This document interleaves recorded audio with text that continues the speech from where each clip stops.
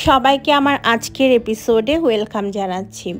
আজকের পর্বে আমি আপনাদেরকে গ্রিন চাটনি করে দেখাবো, যেটা কিনা আপনারা যে কোনো স্ন্যাক্সের সাথে খেতে পারবেন। খেতে অনেক বেশি মজার।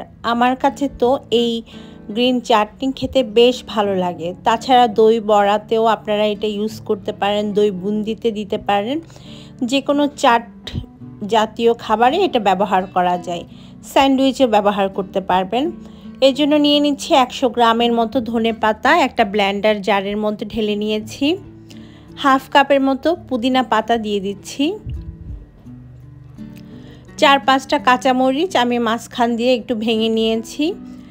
1 চা চামচ আদা আর রসুন কুচি দিয়ে দিতে হবে। সাথে দিয়ে দিব 1 টেবিল চামচ পরিমাণ চানাচুর। এটা যদি না থাকে আপনারা বুন্দিও দিতে পারেন, আর বুন্দিও যদি না থাকে তাহলে এটা স্কিপ করতে পারেন, কোনো সমস্যা নেই। এবার দিয়ে দিচ্ছি সামান্য একটুখানি পানি। আমি এখানে 2 টেবিল চামচ পরিমাণ পানি দিয়েছি। ব্লেন্ডার ঢাকনাটা দিয়ে ব্লেন্ড করে নিতে হবে 1 মিনিটের মতো। 1 মিনিট ব্লেন্ড করা হয়ে গিয়েছে। এটা কিন্তু এখন মিহিভাবে ব্লেন্ড হয়নি, তাই আমাদের আবারও ব্লেন্ড করতে হবে। এখন ব্লেন্ডার জারের চারপাশে লেগে থাকা মিশ্রণটাকে আমি মাছ বরাবর এনে দিব। মাছ বরাবর এনে দেওয়ার পর এর মধ্যে আমি হাফ টিস্পুনের মতো লবণ দিয়ে দিচ্ছি। তারপর আবারও ঢাকনাটা ঢেকে দিতে হবে। চাইলে 1 টেবিল চামচ পরিমাণ পানি ব্যবহার করতে পারেন। এখন আমি মিহি করে ব্লেন্ড করে নিয়েছি।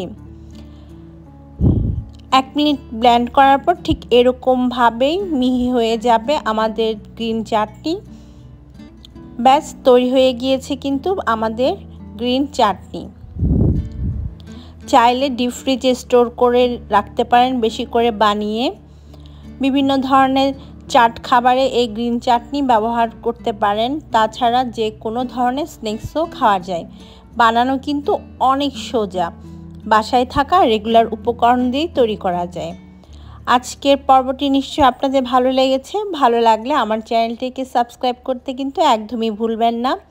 সেই সাথে পাশে থাকা বেল বাটনটিও প্রেস করে রাখতে পারেন। আজকের মতো বিদায় নিচ্ছি। ভালো থাকবেন সবাই। আল্লাহ হাফেজ।